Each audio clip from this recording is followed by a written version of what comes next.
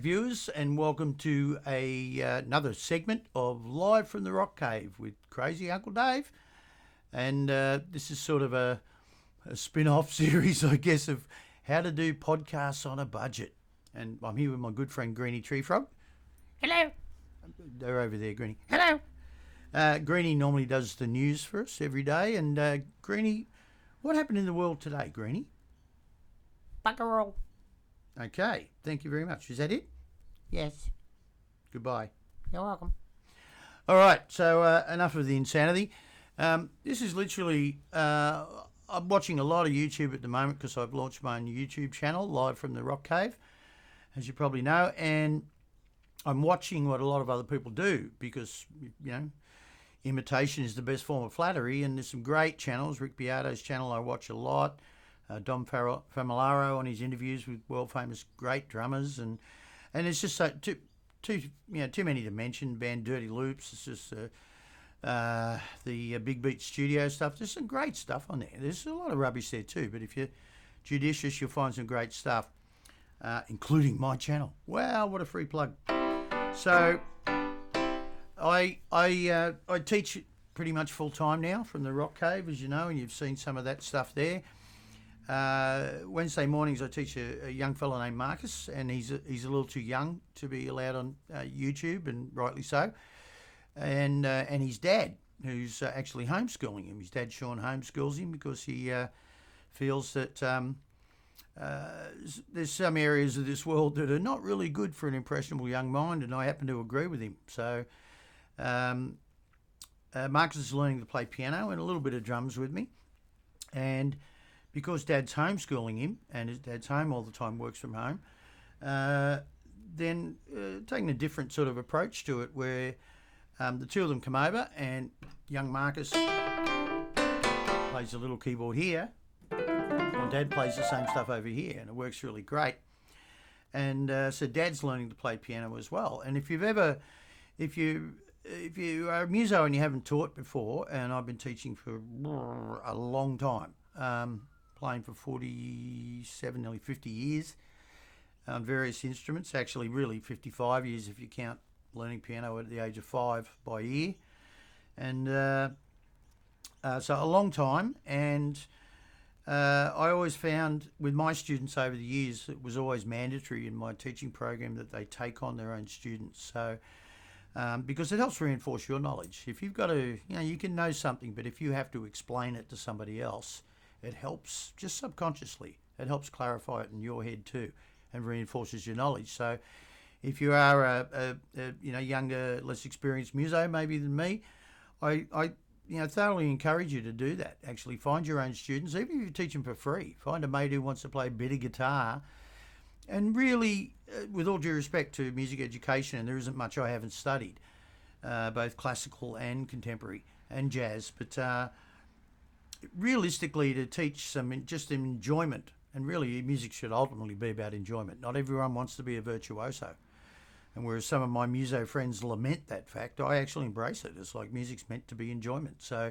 if you just play 3 songs at a barbecue for your mates, but it makes you and them happy, that's a good thing, because the joy of music, the joy is the important word in that statement, the joy of music, joy of anything. So you really only need to be seriously 1 or 2 or 3 maybe lessons ahead of your student.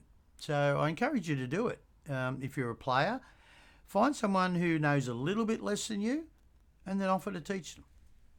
Seriously, for free, if you have to, because it'll make you a better player, and it will help them in the process, which is what life's really about to me. And if they're happy to pay for it, even if it's only $5, well, it's $5 more than you had sitting around practicing on your own, and you might even be able to practice together. And when I was coming up as a young player, there was no YouTube, was no internet, and we didn't self-isolate and do all this stuff. It's enjoyable as long as you don't get lonely or obsessed and addicted to it. That's a danger. It's a good tool, but don't overuse it. Get out there and mingle with other people, or if you're a homebody like me, get them over to play in the Rock Cave like I do all the time, and that's my social interaction. As humans, we need other people. We're all connected, so don't forget that. So that's what we do, and we literally have, on a budget, we have, this is the vision, is literally from my darling wife Louisa. She's over in Europe at the moment, and this is her second-hand iPhone 11. I've still got like the iPhone the dinosaurs used, because I'm not really that interested in the latest gadget for the hell of it. If it works, I'm happy to use it. And she gave me this, and I thought, well, I don't really need another phone. What can I do with it? So it has no SIM card, and I literally went, I Googled and found out I can use it as a webcam off this second-hand MacBook I have. And I have this little $20 or $30 mic and boom set up from Kmart. And I have my little PreSonus interface. And thank you to my good friends at, I'm just making sure, PreSonus. I need more gear. Got no money. And so, yeah, and then this is sort of second-hand iPad. And I run a program called Simply Piano. And it literally, when you probably see the screen there, so I can literally select how good I am, whatever, and off I can go and pick quick warm-up. It wants me to do a quick warm-up on the piano, and up comes the music on the screen, and I just have to play the notes. Bingo! And then I can play it over here. And I can play both hands. Bit like one of those 70s, stop that. Bit like one of those 70s keyboard bands with the big flowing hair and Born to Be Mild or some big song like that. And the young fella sits here and Dad sits there. So it's good bonding for father and son. And he's learning music, and Dad's learning music too. So if he's going to continue homeschooling him, he's going to have to learn too. Otherwise, he's going to have to just leave him with me, and I'll teach him. But I quite support what Sean's doing, so I'm trying to help him look after his kid in the best way and bring him up in this very strange and fragile world we live in at the moment. So, and if you, just quickly before I go, if you watched my other video about your 10-minute piano lesson, and just trust me, virtuoso level, of which on a guitar I am at that level, but it took years and years and years of practice and study. And the unfortunate part is the music industry has changed, and there's not a lot of work out there for people that play at my kind of level.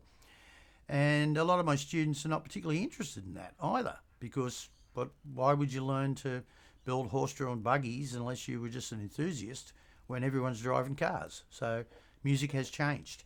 So I have modified my teaching style of many years, and it took a while to do it. I'm very stubborn, but I've realised that people just want to have a good time with music and enjoy it.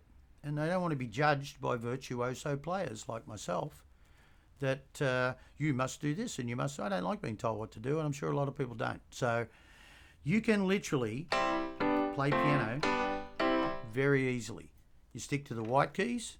Trust me, when Paul McCartney wrote Let It Be, find myself in times of trouble, Mother Mary comes to me. Now that song sold gazillions, and it's literally those 4 chords we've all heard about. That people say ruin music. Well, I don't know. Let It Be made a lot of people very happy. So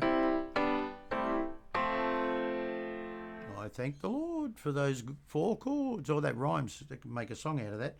Thank the Lord for those chords. Anyway, I'm silly. But George Harrison, I thought of this song the other day, What Is My Life, off the, I think, All Things Must Pass album. And it's a great song. I mean, poor George, you're a great guitar player, you're a great songwriter, you're a great singer, and you're stuck in a band with John Lennon and Paul McCartney. Now, that's just cruel and unusual punishment, dear Lord. My sweet Lord. Maybe that's why he wrote that song. He was begging, please put me in another band where I can be the star. And in my band, 1927, was a very successful band, as you know. And I was blessed to have that experience, but I write a lot of songs, and I think I write very good songs. But unfortunately, and I'm a good singer, but unfortunately, I tried for many years to be the star of my own band. And unfortunately, I had this man named Eric Wiedemann up the front singing, and the second I heard him sing and hit those high notes he hits at like 8 o'clock or something in the morning when I'm still waking up, I went, I don't think I should be the lead singer of this band. And though Gary Frost, the original guitar player I replaced, Gary and I are quite equal contemporaries as guitar players. Gary leaves me for dead as a songwriter, and so does Eric. So I had the difficult task of coming to accept that not only was I not going to be the lead singer of 1927, I also wasn't going to be one of the songwriters. And Billy Frost, the bass player, Gary's younger brother, was no slouch at writing songs either. So I felt a little like George Harrison for much of my career, but with not quite as much money as George had. Anyway, what is my life? It's the same basic 4 chords. And it throws in a without you. I think it's an F or a G. And that's the song. It's really, really easy. So if you can get that chord, that chord, that chord, that chord, as you've heard me, if I could, if I would, I'd go wherever you would. Can you feel the love tonight? Find myself in times of trouble, Mother Mary comes to me. And the list goes on and on. Amazing grace, how sweet the sound. 4 chords. 4 chords and a bit of common sense, and you can literally write your own songs. Just pick those 4 chords, work out a melody. I like bacon and tomato, whatever. And write about what you see. Start writing songs today. Literally just pick something you see. There's my cat. You know, his name is Fred. Whatever. And write a song. It's good fun. It's good for the soul. Anyway, my friend Greenie and I will leave you on that note. I'm mucking around trying to get the right audio sound with this boom setup. So hopefully it worked this time, because it didn't the first 3 or 4 attempts. But hopefully I've done a pretty good job of getting some balance in the audio here for you. And as Greenie and I say, see you in the rock crate. Bye-bye.